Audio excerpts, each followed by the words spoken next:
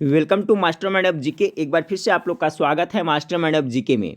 Friends, जैसा कि सभी को पता है कि जो बिहार कांस्टेबल का एग्जाम होने वाला है 14 मार्च से शुरू होगा। फ्रेंड्स, एक 14 मार्च का है और दूसरा 21 मार्च का है। आज 14 तारीख है फ्रेंड्स, यानी आपके पास मात्र एक महीना का समय बचा हुआ है। तो अभी से आप लोग पढ़ाई के प्रति सीरियस हो जाए। देखिए फ्रेंड्स, आप लोग की अच्छी तैयारी के लिए आज से मैं मैराथन क्लास शुरू किया हूं और इस मैराथन क्लास में आपको 100 प्रश्न देखने को मिलेंगे और सभी प्रश्न है जो जीके जीएस से होंगे। जैसा कि सभी को पता है फ्रेंड्स कि आपका बिहार कांस्टेबल का जो एग्जाम होगा उसमें टोटल 100 प्रश्न पूछे जाएंगे, उसमें 70 प्लस, ठीक है फ्रेंड्स, 70 प्लस है जो आपको जीके जीएस से प्रश्न रहेगा।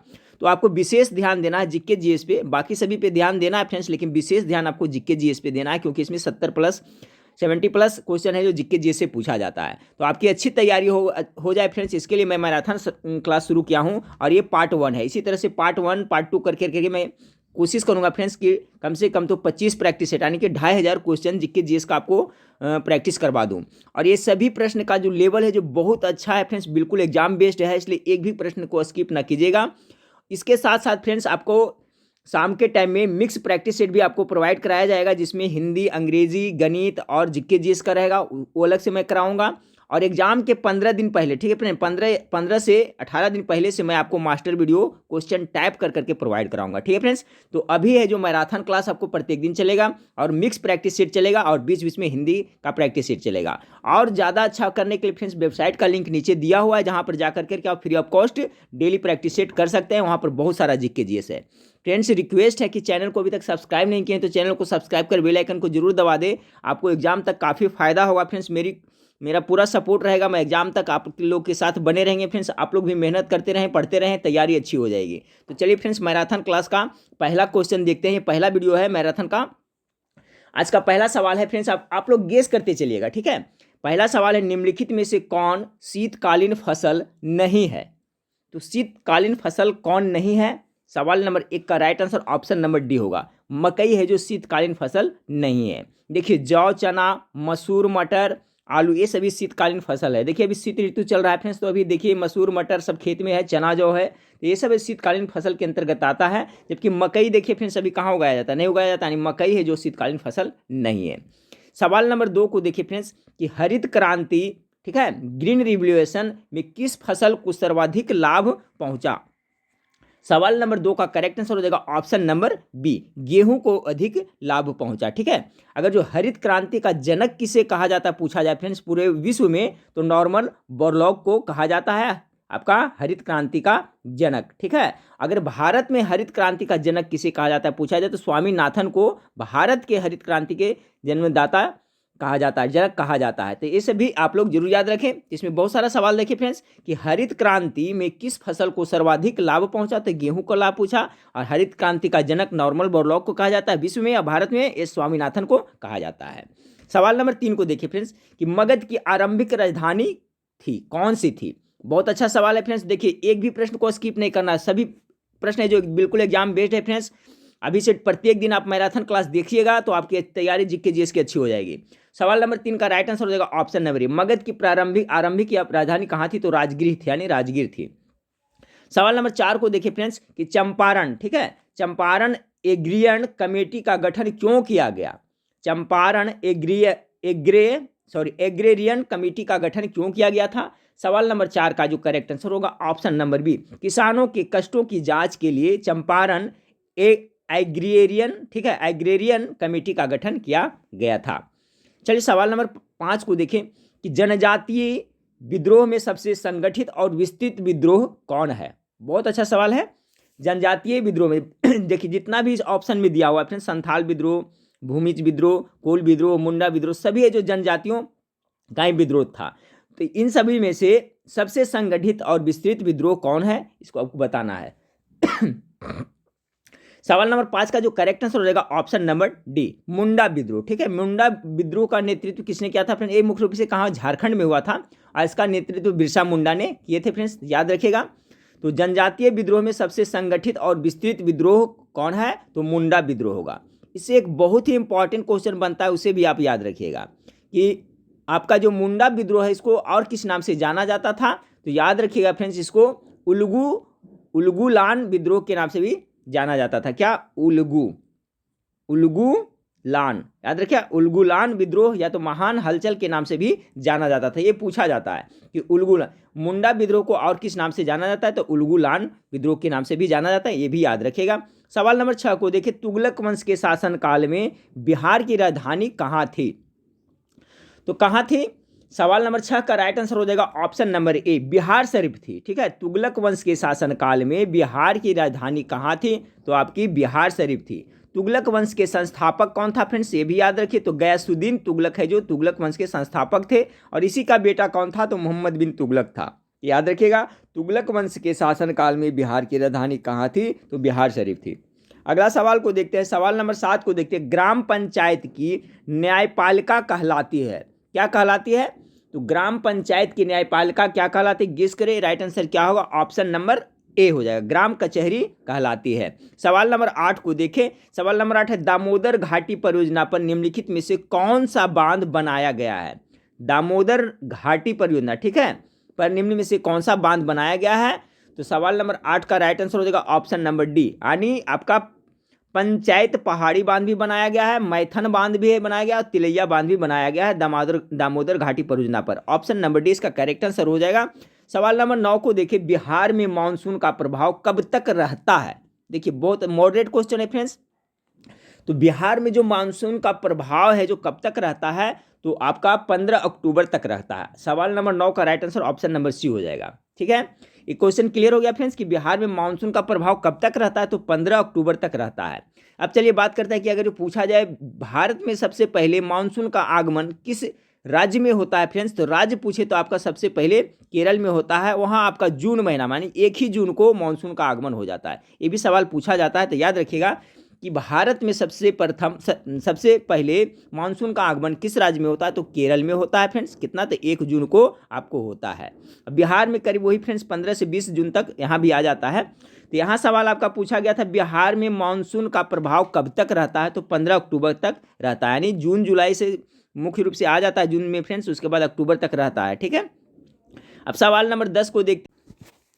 हाँ फ्रेंड्स, तो सवाल नंबर 10 को देखिए, सवाल नंबर 10 आपका है कि छोटा नागपुर में पाई जाने वाली लाल मिट्टियों में निम्नलिखित में से किसकी कमी होती है? तो जो छोटा नागपुर है वहाँ जो लाल मिट्टी पाई जाती है उसमें आपको नाइट्रोजन की कमी होती है, यानी ऑप्शन नंबर ए इसका बिल्कुल करेक्ट आंसर हो जाएगा। सवाल नंबर 12 को देखें, सवाल नंबर 11 को देखें। सवाल नंबर 11, बिहार में पूर्णिया एवं कटिहार जिले में निम्नलिखित में से किसका उत्पादन सर्वाधिक होता है? तो बिहार के पूर्णिया और कटिहार में सबसे ज़्यादा उत्पादन क्या होता है?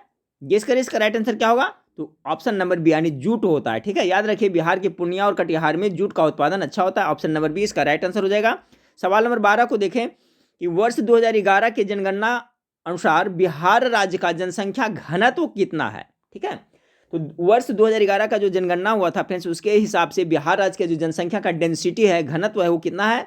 तो 1106 है, यानी ऑप्शन नंबर 20 का करेक्ट आंसर होगा।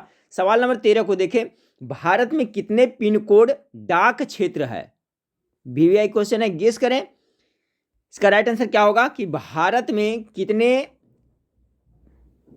पिन कोड डाक क्षेत्र है? तो करेक्ट आंसर हो जाएगा फ्रेंड्स ऑप्शन नंबर क्या? डी हो जाएगा, 9 क्षेत्र है। याद रखिएगा फ्रेंड्स कि पिन कोड का जो पहला अंक होता है, ठीक है, पिन कोड का जो पहला अंक होता है वो भारत के क्षेत्र को यानी देश के क्षेत्र को दर्शाता है। ये भी सवाल पूछा जाता है कि पिन कोड का जो पहला डिजिट होता है, पहला अंक होता है, वो क्या चीज़ दर्शाता है? तो देश का क्षेत्र यानी भारत के क्षेत्र को दर्शाता है। तो बहुत इंपॉर्टेंट, दोनों याद रखें। पहला तो भारत में कितने पिन कोड डाक क्षेत्र है? तो 9 है, और पहला है जो आपका क्षेत्रीय देश के क्षेत्र को दर्शाता है पहला। सवाल नंबर 14 को, हिंदू व्यू ऑफ लाइफ किसकी कृति है? सवाल नंबर 14 का करेक्ट आंसर क्या होगा? तो देखिए हिंदू व्यू ऑफ लाइफ आपका डॉक्टर सर्वपल्ली राधाकृष्णन की कृति है। सवाल नंबर 14 का correct answer option number C हो जाएगा। बहुत ही फेमस बुक है, बहुत ही इंपॉर्टेंट है, याद रखिए। हिंदू व्यू ऑफ लाइफ किसकी कृति है? तो डॉक्टर सर्वपल्ली राधाकृष्णन की। सवाल नंबर 15 को देखें, यरूशलेम पवित्र शहर है, कौन सा धर्म का है? गेस करिए 15 का। तो ये हो जाएगा आपका यहूदियों का, ईसाइयों का, मुस्लिमों का। तो यरूशलेम में मुख्य रूप से देखा जाए फ्रेंड्स तो सभी का ये धर्म स्थल है। ठीक है, वहाँ आपका यहूदियों का भी होता है और ईसाइयों का भी है, मुस्लिमों का है, यानी ऑप्शन नंबर डी इसका करेक्ट आंसर हो जाएगा। देखिए इस टाइप से प्रश्न आपको पूछा जाएगा कि यरूशलेम मुख्य रूप से तो ऐसे आपका यहूदियों ईसाइयों का है, लेकिन वहाँ मुस्लिम लोग का भी वहाँ पर है कुछ फ्रेंड्स। तो यरूशलेम पवित्र शहर किसका है? तो आपका डी, इन सभी का, ईसाइयों का, यहूदियों का, मुसलमानों सभी का है। 15 का right answer option number D हो जाएगा। चलिए सवाल नंबर 16 को देखें। यूरो क्या है? तो यूरो क्या है? यूरो एक क्या है? यूरोपीय संघ की मुद्रा है। ऑप्शन नंबर डी इसका करेक्ट आंसर हो जाएगा। क्या है ये? यूरो है जो आपका यूरोपीय संघ की मुद्रा है। सवाल नंबर 17 को देखें। क्राई संगठन किस क्षेत्र में काम करता है? Top most VVI GK friends, guess करें क्राई संगठन किस क्षेत्र में काम करता है। बाद में मैं इसका फुल फॉर्म भी बताऊंगा फ्रेंड्स, पहले गेस करें इसका राइट आंसर क्या होगा। तो ऑप्शन नंबर डी हो जाएगा। ठीक है, अपेक्षित बच्चों का कल्याण के लिए ये संगठन काम करते हैं क्राई। क्राई का फुल फॉर्म क्या होता है फ्रेंड्स? तो C4 हो गया चाइल्ड। ठीक है, C4 क्या हो गया? चाइल्ड। R4 हो गया आपका राइट्स। ठीक है, R4 क्या हो गया? Rights, child rights and you. ठीक है, इसका फुल फॉर्म होता है, क्या होता है? Child rights and you.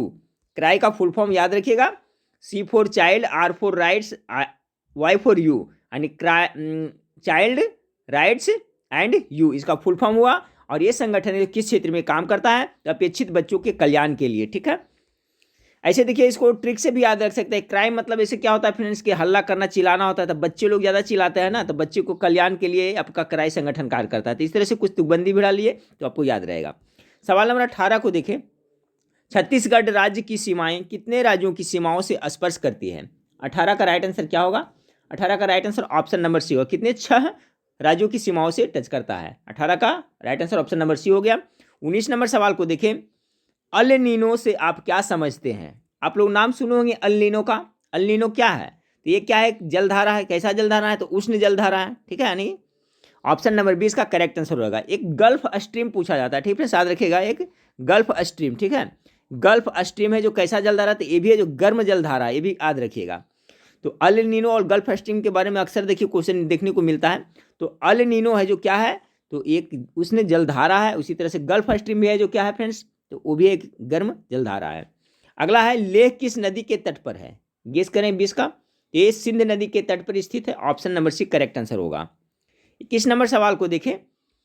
Bharat के किस प्रधानमंत्री के मंत्रिमंडल में 2 उप प्रधानमंत्री थे? तो क्या हो जाएगा इनका? मोरारजी देसाई का। अच्छा सवाल है friends, option number C correct answer होगा। भारत के किस प्रधानमंत्री के मंत्रिमंडल में 2 उप प्रधानमंत्री थे? तो मोरारजी देसाई जब प्रधानमंत्री थे तो इनके मंत्रिमंडल में 2 उप प्रधानमंत्री थे। ऑप्शन नंबर सी इसका करेक्ट आंसर होगा। सवाल नंबर 22 को देखें। डी जोन्स किस देश का मुख्य शेयर सूचकांक है? बहुत अच्छा सवाल। तो ये आपका यूएसए का डी जोन्स है। ठीक है फ्रेंड्स, ऑप्शन नंबर ए इसका बिल्कुल राइट आंसर हो जाएगा। डी जोन्स यूएसए का। ठीक है, यूएसए। ठीक है, यूनाइटेड स्टेट ऑफ अमेरिका का है जो ये शेयर सूचकांक है, डी जोन्स। तो याद रखिएगा। सवाल नंबर 23 को देखें। सवाल नंबर 23 आपका है कि भारत में सबसे ज्यादा कौन सी मिट्टी पाई जाती है? ये तो मैं बहुत बार बताया हूं फ्रेंड्स। चलिए गेस करिए इसका राइट आंसर क्या होगा। काली मिट्टी तो नहीं होगा, लाल मिट्टी भी नहीं होगा, लेटराइट मिट्टी, यानी ऑप्शन नंबर डी इसका राइट आंसर हो जाएगा। ठीक है, एल्यूवियल मिट्टी। एल्यूवियल मिट्टी को क्या कहते हैं? दोमट मिट्टी भी कहा जाता है। ठीक है, जिसे जलोढ़ मिट्टी भी कह सकते हैं। तो भारत में सबसे ज़्यादा कौन सी मिट्टी पाई जाती है फ्रेंड्स? तो याद रखें, एल्यूवियल मिट्टी कहें या तो क्या इसको कह सकते हैं फ्रेंड्स? जलोढ़ मिट्टी कह सकते हैं इसको। ठीक है, इसको हम लोग क्या कह सकते हैं? जलोढ़ मिट्टी कह सकते हैं, जलोढ़ मिट्टी। तो याद रखिएगा, भारत में सबसे ज़्यादा मिट्टी कौन सी पाई जाती है? तो जलोढ़ मिट्टी या दोमट मिट्टी, या तो फिर इसको क्या कहेंगे? एल्यूवियल मिट्टी। ऑप्शन नंबर डी इसका करेक्ट आंसर हो गया। सवाल नंबर 24 को देखें कि भारतीय सर्वोच्च न्यायालय में न्यायाधीशों की नियुक्ति कौन करता है? ऑप्शन नंबर 20 का करेक्ट हो, राष्ट्रपति करता है। सवाल नंबर 25 को देखें। राज्यसभा का पदेन अध्यक्ष कौन होता है? गेस करिए। देखिए प्रैक्टिस शीट में आपको सभी तरह का क्वेश्चन मिलेंगे। ठीक है फ्रेंड्स, सिंपल भी रहेंगे, मिडिल का भी रहेंगे फ्रेंड्स, और थोड़ा मॉडरेट भी रहेंगे। इसलिए प्रत्येक दिन आप मैराथन क्लास जरूर देखिएगा। सवाल नंबर 25 का राइट आंसर हो जाएगा क्या फ्रेंड्स? ऑप्शन नंबर बी हो जाएगा कि राज्यसभा का पदेन अध्यक्ष कौन होता है? तो उपराष्ट्रपति होता है। सवाल नंबर 26 को देखें कि भारत का प्रधानमंत्री किसके प्रति जवाबदेह है? 26 का राइट आंसर क्या होगा? तो राइट आंसर होगा friends option number C, Lok Sabha प्रति जवाबदेही होती है उनकी। ठीक है, भारत का प्रधानमंत्री किसके प्रति जवाबदेह है? तो लोकसभा के प्रति। सवाल नंबर 27 को देखें कि सवाल नंबर 27 है, संसद सदस्य बनने हेतु न्यूनतम उम्र क्या है? ठीक है, संसद सदस्य बनने हेतु न्यूनतम उम्र क्या है? सवाल नंबर 27 का राइट आंसर हो जाएगा फ्रेंड्स आपका ऑप्शन नंबर सी। ठीक है, सांसद, यानी सांसद के बारे में पूछा जा रहा है, यानी जो एमपी बनता है, ठीक है, मेंबर ऑफ पार्लियामेंट, सांसद, तो उसका जो न्यूनतम उम्र क्या है, आपको 25 वर्ष है। चलिए अगला सवाल को देखें। अगला सवाल आपका है कि सर्वोच्च न्यायालय के न्यायाधीशों की सेवानिवृत्ति की उम्र क्या है। सर्वोच्च न्यायालय सुप्रीम कोर्ट के न्यायाधीश का पूछा जा रहा है। 28 नंबर सवाल का क्या हो जाएगा, 65 वर्ष, ऑप्शन नंबर सी। सवाल नंबर 29 को देखें। केंद्र सरकार में उच्चतम नागरिक सेवा अधिकारी कौन है। केंद्र सरकार में उच्चतम नागरिक सेवा अधिकारी कौन है। 29 नंबर सवाल का राइट आंसर होगा ऑप्शन नंबर बी, मंत्रिमंडल सचिव। बहुत अच्छा सवाल है फ्रेंड्स कि केंद्र सरकार में उच्चतम नागरिक सेवा अधिकारी कौन है, तो मंत्रिमंडल सचिव। सवाल नंबर 30 को देखिए। भारत में राष्ट्रीय आय की गणना में एक समस्या है। क्या समस्या है, तो जो असंगठित क्षेत्र है यही मुख्य समस्या है। भारत में राष्ट्रीय आय की गणना में एक समस्या है, क्या, तो असंगठित क्षेत्र। ऑप्शन नंबर डी इसका राइट आंसर हो जाएगा। सवाल नंबर 31 को देखें। सवाल नंबर 31 है कि भारत में कृषि पुनर्वित्त प्रदान करने के लिए शिखर स्तर के बैंक का नाम है। भारत में कृषि पुनर्वित्त प्रदान करने के लिए शिखर स्तर का बैंक का नाम क्या है। 31 का correct answer option number B हो जाएगा, कृषि तथा ग्रामीण विकास राष्ट्रीय बैंक, ठीक है, जिसे क्या कहते हैं हम लोग, नाबार्ड कहते हैं। ठीक है फ्रेंड्स, ये भी याद रखिएगा। देखिए इसमें 2-3 जीके जीएस बन रहा है, सभी को मैं बता देता हूँ फ्रेंड्स। सबसे पहले तो कि भारत में कृषि पुनर्वित्त प्रदान करने के लिए शिखर स्तर के बैंक का नाम क्या है, तो कृषि तथा ग्रामीण विकास राष्ट्रीय बैंक, जिसे कि हम लोग क्या कहते हैं फ्रेंड्स, नाबार्ड कहते हैं। क्या कहते हैं, नाबार्ड कहते हैं।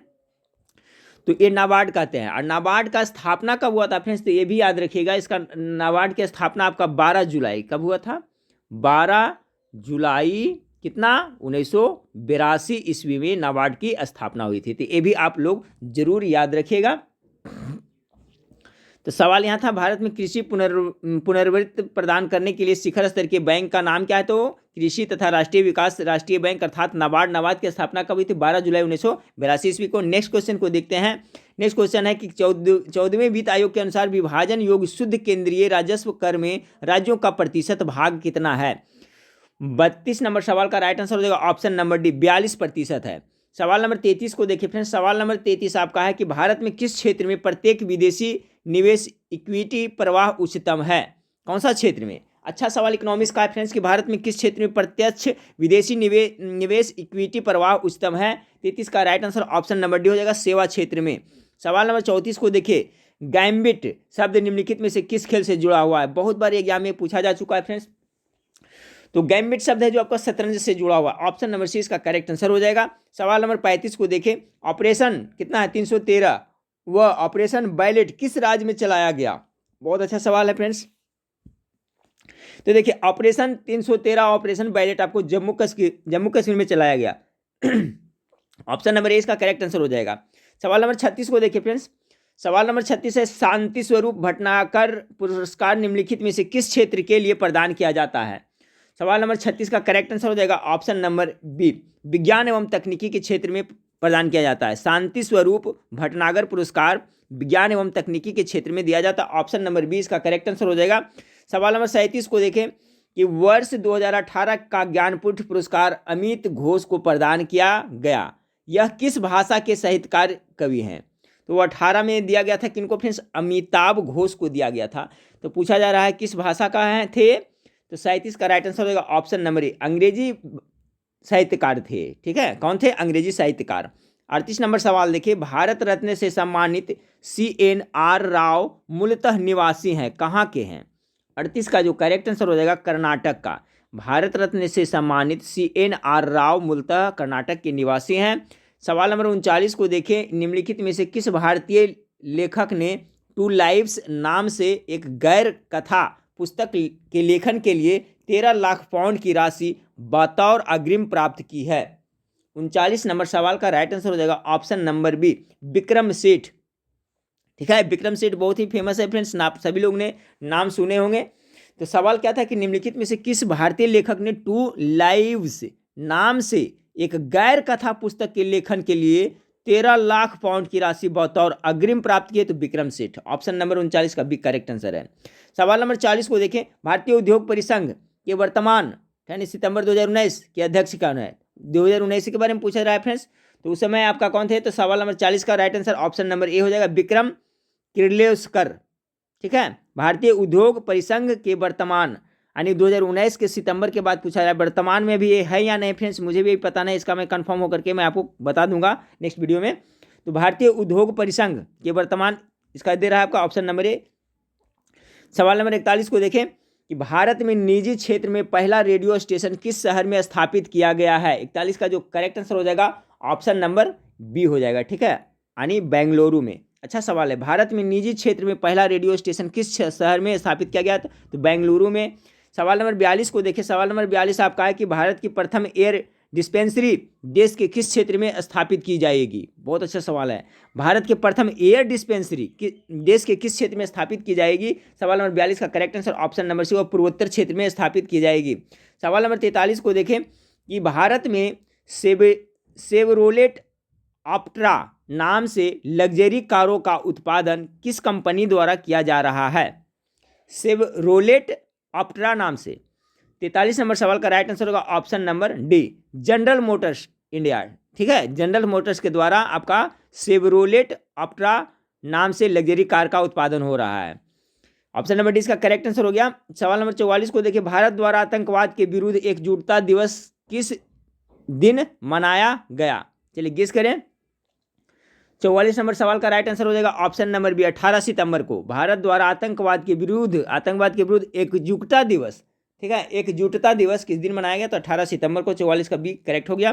सवाल नंबर 45 को देखें, पथ प्रदर्शक सितारा निम्नलिखित में से किस बैंक का प्रतीक चिन्ह है। टॉप मोस्ट VVIP क्वेश्चन है फ्रेंड्स, इसका गेस करें क्या है। पथ प्रदर्शक सितारा, ध्यान से सुने, पथ प्रदर्शक सितारा निम्नलिखित में से किस बैंक का प्रतीक चिन्ह है। 45 का करेक्ट आंसर ऑप्शन नंबर हो जाएगा, बैंक ऑफ इंडिया का है, ठीक है, किसका फ्रेंड्स, बैंक ऑफ इंडिया का प्रतीक चिन्ह है पथ प्रदर्शक सितारा।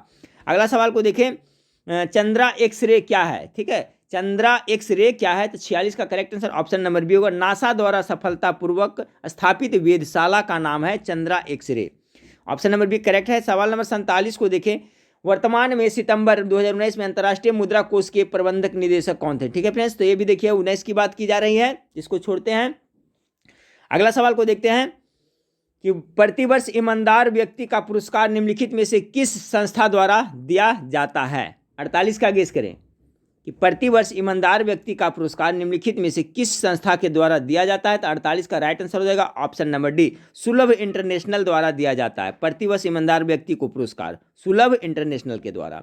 सवाल नंबर 49 को देखें कि वरिष्ठ नागरिक पेंशन एक्सप्रेस लाइफ, ठीक है, वरिष्ठ नागरिक पेंशन एक्सप्रेस लाइफ नाम से बीमा योजना किस बीमा कंपनी द्वारा जारी की गई है। बहुत अच्छा सवाल ये भी है फ्रेंड्स। 49 का right answer option number C हो जाएगा, रिलायंस इंश्योरेंस के द्वारा जारी की गई। फिर से सुने, सवाल इंपॉर्टेंट है कि वरिष्ठ नागरिक पेंशन जिसका क्या नाम है, एक्सप्रेस लाइफ नाम से बीमा योजना किस कंपनी द्वारा जारी की गई, तो रिलायंस इंश्योरेंस के द्वारा जारी की गई है। सवाल नंबर 50 को देखिए फ्रेंड्स कि धर्मनिरपेक्षता का क्या अर्थ है। चलिए इसका आंसर आप सभी को गेस करें फ्रेंड्स, सही होना चाहिए। तो धर्मनिरपेक्षता का अर्थ क्या होता है, भारत एक धर्मनिरपेक्ष राष्ट्र है फ्रेंड्स। राइट आंसर रहेगा ऑप्शन नंबर डी, राजनीतिक और सामाजिक दर्शन की व्यवस्था जो किसी एक धर्म का पक्ष नहीं ले, ठीक है, यही है जो इसे हम क्या कहते हैं, धर्मनिरपेक्ष कहते हैं, ठीक है। अगला सवाल को देखते हैं, संघ और राज्यों के बीच आयकर के शुद्ध आवंटन के लिए एक क्या वित्त आयोग होता है। देखिए किस तरह सवाल पूछा गया है कि संघ और राज्यों के बीच आय के शुद्ध आवंटन के लिए एक वित्त आयोग होता है। ऑप्शन नंबर सी इसका करेक्ट आंसर होगा 51 का। सवाल नंबर 52 को देखें, आपको कह रहा है फ्रेंड्स कि सूची 1 में अंकित नामों को सूची 2 में अंकित नामों से सुमेलित कीजिए। एक साइड में आपका फ्रेंड्स आयोग है और दूसरा साइड में अनुच्छेद है, तो गेस करते चलेगा। सभी है जो काफ़ी इंपॉर्टेंट है, सबको रट लीजिएगा, याद कर लीजिएगा। तो सवाल नंबर 52 है फ्रेंड्स, गेस करें कौन सा सुमेलित किस तरह से होगा 52 का।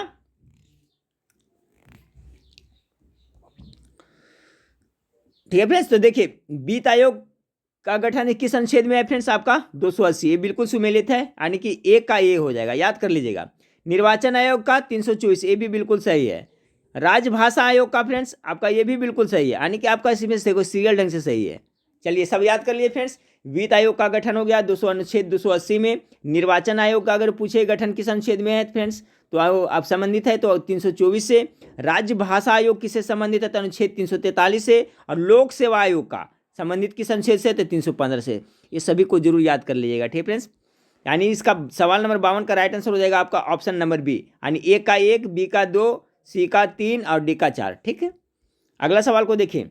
अगला सवाल है, अवसादी चट्टानों सामान्यतः कहाँ जमा होकर बनती है। सवाल नंबर 53 का राइट आंसर होगा ऑप्शन नंबर डी, समुद्रों और झीलों में जमकर बनती है अवसादी चट्टान। अभी हमने देखा था भारत में सबसे ज्यादा कौन सा चट्टान पाई जाती है, तो कौन सा मिट्टी पाई जाती है फ्रेंड्स, तो जलोढ़ मिट्टी, वो भी याद रखिएगा। तो यहाँ पर क्या था फ्रेंड्स आपका कि अवसादी चट्टानें सामान्यतः कहाँ जमा होकर बनती है, तो ऑप्शन नंबर डी इसका राइट आंसर होगा, समुद्रों और झीलों में बनते हैं। सवाल नंबर 54 को देखें कि प्राकृतिक संसाधन का संरक्षण क्यों आवश्यक है। तो ऐसा सवाल नंबर 54 का क्या होगा राइट आंसर होगा फ्रेंड्स, तो ऑप्शन नंबर बी हो जाएगा, ठीक है। 54 का कि सीमित मात्रा में होने के कारण जो प्राकृतिक संसाधन का संरक्षण क्यों आवश्यक, क्योंकि उसकी मात्रा सीमित है फ्रेंड्स, वो खत्म हो जाएगा तो फ्यूचर में फिर क्या करेंगे हम लोग। जैसे कोयला का देखिए, कोयला है जो क्या है, इसका भी संसाधन सीमित है, इसका भी भंडारण सीमित है। तो इसका जो करेक्ट आंसर होगा फ्रेंड्स कि प्राकृतिक संसाधनों का संरक्षण क्यों आवश्यक है, तो सीमित मात्रा में होने के कारण ही उसको संरक्षण आवश्यक है। तो ऑप्शन नंबर बी 54 का राइट आंसर हो जाएगा। ऐसे और देखिए, ए में क्या दिया, प्रकृति प्रदत्त होने के कारण नहीं, मानवीय आवश्यकताओं की आपूर्ति के कारण नहीं। सही ऑप्शन यही होगा, ठीक है फ्रेंड्स। प्राकृतिक संसाधन का संरक्षण क्यों आवश्यक है, तो क्योंकि जो प्राकृतिक संसाधन है इसका भंडारण है, जो मात्रा है जो सीमित है, इसलिए इसका संरक्षण आवश्यक है। ऑप्शन नंबर 20 का करेक्ट आंसर होगा। सवाल नंबर 55 को देखें, निम्नलिखित में से कौन सा जापान का डेड्राइट कहलाता है। जापान का डेड्राइट किसे कहा जाता है, 55 का right answer option number C होगा, नगोया को कहा जाता है, ठीक है। जापान का डेड्राइट किसे कहा जाता है, नगोया को कहा जाता है। सवाल नंबर 56 को देखें कि देश में मौसम मानचित्र बनाने का प्रमुख कार्यालय निम्नलिखित में से किस नगर स्थित में है। 56 नंबर सवाल का करेक्ट आंसर हो जाएगा ऑप्शन नंबर डी, कहाँ है, पुणे में है। सवाल नंबर 57 को देखें, न्यू म्यूर द्वीप निम्नलिखित में से किस क्षेत्र में स्थित है। चलिए गेस करिए, न्यू म्यूर द्वीप 57 का राइट आंसर होगा बंगाल की खाड़ी में स्थित है, ऑप्शन नंबर बी। सवाल नंबर 58 को देखें कि भारत के राष्ट्रीय वन नीति के अनुसार देश के कुल भौगोलिक क्षेत्रफल का निम्नलिखित में से कितने प्रतिशत पर वन होना आवश्यक है। ये सवाल तो फ्रेंड्स आप लोग आंख मूंद करके डेफिनेटली याद रखें, क्योंकि बहुत बार एग्जाम में पूछा जा चुका है और पूछा जाने की प्रबल संभावना है। तो देखिए, भारत के जो राष्ट्रीय वन नीति है उसके अनुसार भारत के लगभग 33.3% पर वन होना बहुत आवश्यक है। ऑप्शन नंबर सी इसका करेक्ट आंसर है, लेकिन वर्तमान में उतना है नहीं, ठीक है फ्रेंड्स। वर्तमान में आपको 21 पॉइंट समथिंग प्रतिशत पे, ठीक है, 21 से 22% पर ही आपको भौगोलिक क्षेत्र पे वन है फ्रेंड्स, लेकिन होना चाहिए कितना, 33% पे। तो दोनों याद रखें, भारत के राष्ट्रीय वन नीति के अनुसार देश के कुल भौगोलिक क्षेत्रफल का वन निम्नलिखित में से कितने प्रतिशत होना आवश्यक है, तो 33.3% होना आवश्यक है, लेकिन फिलहाल में भी कितना है, 21 से 22% पे ही है। चलिए सवाल नंबर 59 को देखें कि निम्नलिखित में से किस खगोलीय पिंड को रात की रानी की संज्ञा दी गई है। चलिए गेस करिए, रात की रानी खगोलीय पिंड किसे कहा जाता है, तो चंद्रमा को कहा जाता है रात की रानी। ऑप्शन नंबर ए इसका बिल्कुल राइट आंसर हो जाएगा। सवाल नंबर 60 को देखें, सवाल नंबर 60 है, निम्नलिखित में से किस उद्योग के लिए चीनी का संघाई शहर प्रसिद्ध है, ठीक है। निम्नलिखित में से किस उद्योग के लिए चीन का संघाई शहर प्रसिद्ध है। 60 नंबर सवाल का right answer option number D हो जाएगा, संघाई है जो आपको सूती वस्त्र के लिए प्रसिद्ध है, ऑप्शन नंबर डी। सवाल नंबर 61 को देखिए, क्वार्टजाइट निम्नलिखित में से किसका रूपांतरण है। 61 नंबर सवाल का हो जाएगा बलुआ पत्थर का। बलुआ पत्थर का जब रूपांतरण होता है फ्रेंड्स तो क्या होता है, क्वार्टजाइट बनता है। क्वार्टजाइट निम्नलिखित में से किसका रूपांतरण है, तो बलुआ पत्थर का जब रूपांतरण होगा तो क्वार्टजाइट बनेगा। अगला सवाल को देखते हैं, 62 नंबर सवाल को देखते हैं। 62 नंबर सवाल क्या है फ्रेंड्स कि वर्तमान में विश्व का सर्वाधिक वर्षा वाला स्थान मानसिनराम, ठीक है, निम्नलिखित में से किस राज्य में स्थित है। तो मानसिनराम कहाँ पड़ता है, मेघालय में पड़ता है ना, ऑप्शन नंबर सी इसका राइट आंसर हो जाएगा। अगला है बाघ परियोजना क्या है। 63 नंबर सवाल का राइट आंसर हो जाएगा आपका, बाघ परियोजना क्या है, तो ऑप्शन नंबर बी, बाघ के संरक्षण की योजना ही बाघ परियोजना है, ऑप्शन नंबर बी इसका करेक्ट आंसर होगा। सवाल नंबर 64 को हीराकुंड परियोजना किस राज्य में स्थित है, तो 64 का क्या हो जाएगा फ्रेंड्स आपका उड़ीसा में। और कौन सा नदी पे है फ्रेंड्स हीराकुंड बांध, ये भी पूछा जाता है, तो याद रखिएगा यह है जो आपका महानदी पे हीराकुंड बांध है, और किस राज्य में है, तो ओडिशा में है। ऑप्शन नंबर 64 का सी करेक्ट आंसर होगा। सवाल नंबर 65 को देखें, सवाल नंबर 65 है, भौगोलिक मानचित्र बनाते समय नीले रंग यानी ब्लू डाई का प्रयोग निम्नलिखित में से किसके प्रदर्शन के लिए किया जाता है। देखिए इस टाइप का क्वेश्चन मॉडरेट क्वेश्चन पूछा जाता है। तो देखिए जब भौगोलिक मानचित्र बनाया जाता है तो उसमें नीले रंग का प्रयोग किसके लिए किया जाता है। 65 नंबर सवाल का राइट आंसर हो जाएगा ऑप्शन नंबर डी, नदी के लिए किया जाता है। ठीक है, जो नीले रंग से देखिएगा मानचित्र में फ्रेंड्स वो क्या हो जाएगा, नदी के लिए दर्शाया जाता है, नदी के लिए प्रयोग होता है। अगला सवाल को देखें, मध्य पूर्व किस खनिज उत्पाद के लिए विश्व प्रसिद्ध है? मध्य पूर्व। 66 नंबर सवाल का राइट आंसर होगा ऑप्शन नंबर ए, पेट्रोलियम के लिए। सवाल नंबर 67 को देखें, संसार की सर्वाधिक तीव्र गति से प्रवाहित होने वाली गर्म जल धारा कौन सी है? 67 का भी मैंने बताया था, जिक्र गया था फ्रेंड्स अल नीनो के समय में गल्फ स्ट्रीम के बारे में कि गल्फ गर्म जल धारा है। तो देखिए वही क्वेश्चन आ गया कि संसार की सर्वाधिक तीव्र गति से प्रवाहित होने वाली गर्म जल धारा कौन सी है? तो गल्फ स्ट्रीम है। ऑप्शन नंबर ए इसका बिल्कुल राइट आंसर होगा। सवाल नंबर 68 को देखें, इंजाइम होते हैं तो इंजाइम मुख्य रूप से क्या होता है? प्रोटीन के बने होते हैं। ऑप्शन नंबर 20 का 68 का बिल्कुल राइट आंसर हो जाएगा। इंजाइम मुख्य रूप से क्या होता है? प्रोटीन होते हैं। सवाल नंबर 69 को देखें, पेरिपल्स ऑफ इरिथियन सी में भारत के किस बंदरगाह का वर्णन है? यानी पेरिपल्स ऑफ इरिथियन सी एक अब बुक का नाम है फ्रेंड्स। तो इसमें भारत के किस बंदरगाह का वर्णन किया हुआ है? तो 69 का right answer option number B होगा, भड़ौच का। ठीक है, भड़ौच का वर्णन है।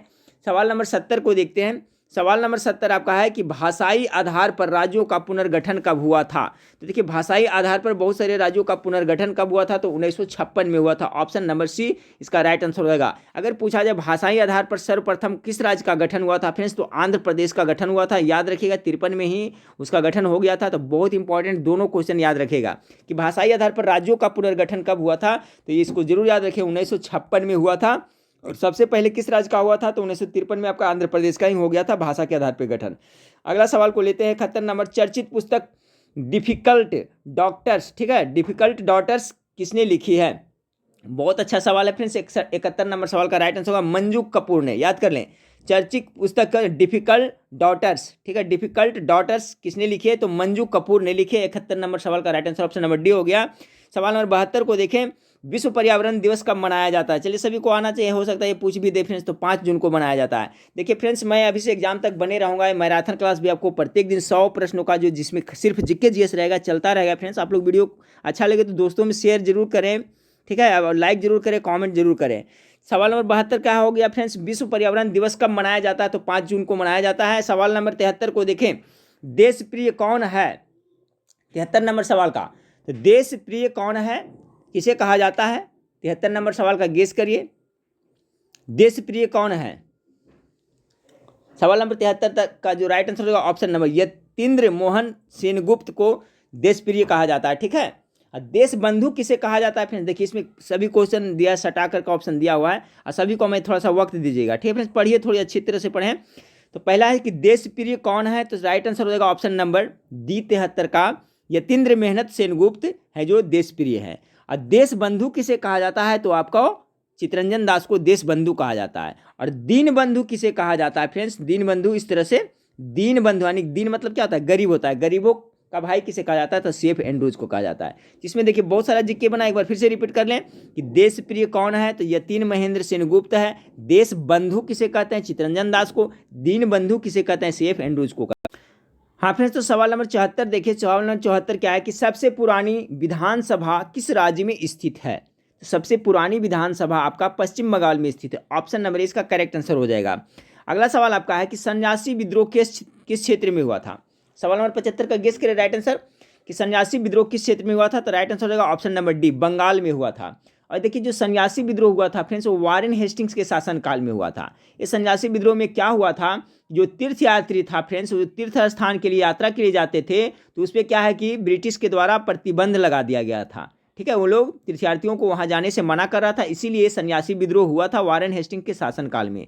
और इसी का जिक्र फ्रेंड्स आपका बंकिम चंद्र चटर्जी के उपन्यास जो आनंद मठ है उसमें आपको मिलता है। तो याद रखिएगा, सन्यासी विद्रोह किस क्षेत्र में हुआ था? बंगाल में हुआ था। किसके शासनकाल में? तो वारेन हेस्टिंग के शासनकाल में। और क्यों हुआ था फ्रेंड्स? तो क्योंकि ये तीर्थयात्रियों की यात्रा पर, तीर्थ स्थानों जाने पर रोक लगा दी थी, यही कारण से आपका हुआ था। सवाल नंबर 76 है, हंसिया और तारा निम्नलिखित में से किस देश का राष्ट्रीय चिन्ह है? तो ये आपका तुर्की का है, टर्की का। ऑप्शन नंबर डी इसका करेक्ट आंसर होगा।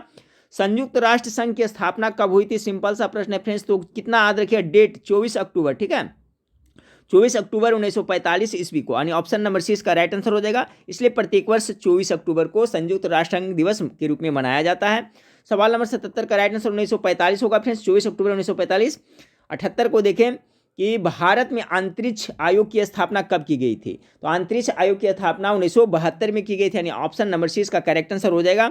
सवाल नंबर 79 को देखिए, दिल्ली संघराज्य क्षेत्र के विधानसभा में, दिल्ली संघराज्य क्षेत्र के विधानसभा में कितने सदस्य प्रावधान है विधानसभा के? तो इस वहाँ कितना है फ्रेंड्स आपका 79 का 70 है, यानी ऑप्शन नंबर सी इसका बिल्कुल राइट आंसर हो जाएगा। सवाल नंबर 80 को देखें कि भारतीय रिजर्व बैंक के वर्तमान गवर्नर कौन है? ठीक है फ्रेंड्स, तो 19 से लेकर के अभी तक कौन है? शशिकांत दास है जो आपका आरबीआई का गवर्नर जनरल है। 80 नंबर सवाल का right answer option number D हो जाएगा। सवाल नंबर 81 को देखिए फ्रेंड्स कि भारत में सीमांत कृषि भूमि जोत का आकार क्या है? बहुत अच्छा सवाल है। भारत में सीमांत कृषि भूमि जोत का आकार क्या है? 81 नंबर सवाल का right answer option number D है, 1 हेक्टेयर से कम है। ऑप्शन नंबर डी इसका राइट आंसर हो जाएगा। सवाल नंबर 82 को देखें, वैश्वीकरण में सम्मिलित नहीं है, क्या सम्मिलित नहीं है? ऑप्शन नंबर डी, सार्वजनिक क्षेत्र के इक्विटी का विनिवेश सम्मिलित नहीं है, यानी ऑप्शन नंबर डी इसका राइट आंसर है। बाकी आयात शुल्क में कमी समी है, आयात लाइसेंसिंग का उन्मूलन सही शामिल है, प्रत्यक्ष विदेशी निवेश का उन्मुक्त प्रवाह ये भी शामिल है। ठीक है, तो याद रखें वैश्वीकरण में सम्मिलित नहीं क्या है फ्रेंड्स? बहुत अच्छा सवाल है। तो ऑप्शन नंबर डी, सार्वजनिक क्षेत्र की इक्विटी का विनिवेश शामिल नहीं है। सवाल नंबर 83 को देखें, भारत में अर्थ शोधन निवारण अधिनियम कब से लागू हुआ? 83 नंबर सवाल का right answer option number D 2005 से। अच्छा सवाल है। भारत में अर्थ शोधन निवारण अधिनियम कब से लागू हुआ? 2005 से लागू हुआ। सवाल नंबर 84 के देखिए, शब्द संक्षिप्त TRIMS से क्या बनता है? तो क्या बनता है? 84 का जो राइट आंसर हो जाएगा ऑप्शन नंबर सी, व्यापार संबंधित निवेश उपाय बनता है। ठीक है, याद रखें TRIMS से क्या बनता है? तो व्यापार संबंधी निवेश उपाय। 84 का right answer option number C हो गया। सवाल नंबर 85 को देखें, नीति आयोग अस्तित्व में कब आया? बहुत अच्छा सवाल। तो नीति आयोग है जो आपका कब आया था अस्तित्व में फ्रेंड्स? तो आपका 1 जनवरी 2015 में, यानी ऑप्शन नंबर सी इसका करेक्ट आंसर हो जाएगा। सवाल नंबर 86 को देखें आपका कि गुल्लक बच्चा बैंक कहाँ है? बहुत अच्छा सवाल है फ्रेंड्स। गुल्लक बच्चा बैंक आपका कहाँ? बिहार के पटना में स्थित है। ऑप्शन नंबर बी इसका राइट आंसर होगा। गुल्लक बच्चा बैंक कहाँ है? पटना में है। सवाल नंबर 87 को देखें कि भारत सरकार ने अखिल भारतीय थोक कीमत सूचकांक के लिए आधार वर्ष 2004 से 5 में बदलकर किस वर्ष को बनाया है? ठीक है, तो 2004 से 5 बदलकर बनाया है फ्रेंड्स। तो इसका जो राइट आंसर होगा 87 का बी दे रहा है आपका फ्रेंड्स 2011-12 को। ठीक है, अगला सवाल आपका है कि भारतीय जनगणना 2011 के अनुसार पुरुषों एवं स्त्रियों की दोनों में प्रतिशत साक्षरता किस राज्य की न्यूनतम है? सबसे कम कहाँ का है फ्रेंड्स? तो 88 का आपका अपना बिहार का है 2011 के जनगणना के अनुसार। ऑप्शन नंबर सी इसका राइट आंसर हो जाएगा। चलिए सवाल नंबर, अच्छा सवाल है, बहुत बार रिपीट हुआ है कि भारतीय जनगणना 2011 के अनुसार पुरुषों एवं स्त्रियों दोनों के प्रतिशत में साक्षरता की राज्य, साक्षरता किस राज्य की न्यूनतम है? तो आपका बिहार का ही है। 89 को देखें कि बिहार में कृषि भूमि की जोतों का औसतन आकार दूसरे राज्यों की तुलना में क्या है? अदर स्टेट की तुलना में क्या है? 89 का है ऑप्शन नंबर डी, यानी उच्चतम से द्वितीय है। ठीक है, उच्चतम से क्या है? द्वितीय स्थान पे है। चलिए अगला सवाल को देखते हैं कि ई सिगरेट पर प्रतिबंध लगाने वाला देश का 8वां राज्य कौन सा है? कौन सा? तो 8वां राज्य कौन सा है? 90 का करेक्ट आंसर हो जाएगा ऑप्शन नंबर डी, बिहार हो जाएगा। ठीक फ्रेंड्स, 8वां राज्य है जो आपका बिहार है। 91 को देखें, इनमें से राज्यसभा का अध्यक्ष कौन होता है? चलिए अभी तो बता चुके हैं बहुत बार फ्रेंड्स, राज्यसभा का अध्यक्ष कौन होता है? तो उपराष्ट्रपति होता है। ठीक है, ऑप्शन नंबर सी इसका करेक्ट आंसर होगा। सवाल नंबर 92 को, कॉफी की खेती निम्नलिखित पहाड़ियों में से किस में सीमित है? 92 का right answer option number Sahyadri पहाड़ी। ठीक है, कॉफी की खेती निम्नलिखित पहाड़ियों में से किस में सीमित है? तो सहाद्री की पहाड़ी पे होती है सिर्फ। 93 को देखिए, सहारा रेगिस्तान कहाँ स्थित है? सभी को पता होना चाहिए। तो अफ्रीका में है। ठीक है, विश्व का सबसे बड़ा रेगिस्तान यही सहारा है ना, मरुस्थल, अफ्रीका में पड़ता है। 94 को देखिए, पद्मावत खंड काव्य के रचयिता मलिक मोहम्मद जायसी का निवास स्थल कौन सा है? याद रखिए पद्मावत के लेखक कौन है? तो आपका मलिक मोहम्मद जायसी कहाँ के हैं? 94 का, तो ये आपका जौनपुर के रहने वाले थे। Option number A right answer है। 95 को देखें कि बांग्लादेश का पहला संचार उपग्रह कौन है? टॉप मोस्ट भी है पहला संचार उपग्रह बांग्लादेश। 95 का राइट आंसर होगा बंगबंधु सैटेलाइट 1। ठीक है, बंगबंधु सैटेलाइट 1 है जो बांग्लादेश का पहला संचार उपग्रह है। 96 को देखिए, लक्षद्वीप समूह किस प्रकार का द्वीप है? लक्षद्वीप समूह यह परवाल द्वीप है फ्रेंड्स, सभी को पता होना चाहिए, बहुत बार एग्जाम में रिपीट हुआ है। ऑप्शन नंबर 20 का 96 का राइट आंसर हो जाएगा। 97 का देखिए, अंतर्राष्ट्रीय अहिंसा दिवस किस महापुरुष के जन्मदिन पर मनाया जाता है फ्रेंड्स? तो अंतर्राष्ट्रीय क्या हो जाएगा राइट आंसर? 97 का डी हो जाएगा। महात्मा गांधी का कितना? 2 अक्टूबर को। ठीक है, 2 अक्टूबर को ही नहीं मनाया जाता है ना। अंतर्राष्ट्रीय अहिंसा दिवस किस महापुरुष के जन्म दिन पर मनाया जाता है? तो आपका 2 अक्टूबर महात्मा गांधी के जयंती के दिन। 97 हो गया फ्रेंड्स, ठीक है। अब 98 को देखें। 98 नंबर सवाल आपका है कि भारत के किस खिलाड़ी को सबसे कम आयु यानी 15 वर्ष के ग्रांड मास्टर बनने का श्रेय प्राप्त हुआ है? 98 का राइट आंसर हो जाएगा ऑप्शन नंबर सी। बहुत अच्छा सवाल है। पी हरिकृष्ण को भारत के किस खिलाड़ी को सबसे कम आयु के ग्रांड मास्टर बनने का श्रेय प्राप्त हुआ है? तो पी हरिकृष्ण को यह श्रेय प्राप्त हुआ है। 99 को देखें। Indira the life of Indira Nehru Gandhi पुस्तक की लेखिका है। Indira the life of Indira Nehru Gandhi पुस्तक की लेखिका का नाम क्या है? 99 का right answer option number B होगा कैथरीन फ्रैंक। क्या नाम है? Katherine Frank. इस वीडियो का लास्ट सवाल देखिए फ्रेंड्स, जो मैराथन क्लास है इसका लास्ट सवाल देखें। सिडबी क्या है? तो सिडबी क्या है? तो ये एक बैंक का नाम है, ठीक है। सिडबी है जो क्या है? बैंक का नाम है। तो देखिए फ्रेंड्स, ये मैराथन क्लास था। इसी तरह से प्रत्येक दिन 100 प्रश्न का मैराथन क्लास आपको दिया जाएगा, जिसमें ये सभी प्रश्न किससे होंगे फ्रेंड्स? तो जीके और जीएस से होंगे, क्योंकि इस पर आपको विशेष फोकस करना है। इसमें आपका जो बिहार पुलिस का एग्जाम है उसमें तो 70 प्लस जीके जीएस से पूछा जाएगा। तो प्रत्येक दिन अभी आपको मैराथन क्लास भी मिलेगा फ्रेंड्स, मिक्स प्रैक्टिस सेट भी मिलेगा 100 प्रश्नों का, और बीच बीच में हिंदी का प्रैक्टिस सेट भी चलेगा। और सरस्वती पूजा के बाद से फ्रेंड्स 8:30 बजे रात को मैं कुछ दिन लाइव क्लास भी लेने के लिए स्टूडेंट लोग बोल रहे हैं, तो लाइव क्लास भी लूँगा, जिसमें आपको जो भी मैं पढ़ाया हूँ और जो अच्छा जीके जीएस है उसको शामिल किया जाएगा। उसका जवाब आप लोगों को कॉमेंट करके बताना है। लाइव क्लास नेटवर्क का थोड़ा प्रॉब्लम होता है इसलिए मैं नहीं ले रहा था फ्रेंड्स, लेकिन कोशिश करता हूं अगर चलता है लाइव क्लास अच्छा फ्रेंड्स तो आपको सरस्वती पूजा के बाद से लाइव क्लास भी शुरू होगा। और वेबसाइट पे जाकर के प्रत्येक दिन रिवीजन जरूर करें, ठीक है फ्रेंड्स। तो नेक्स्ट वीडियो में फिर मिलता है देखने के लिए। थैंक यू, धन्यवाद।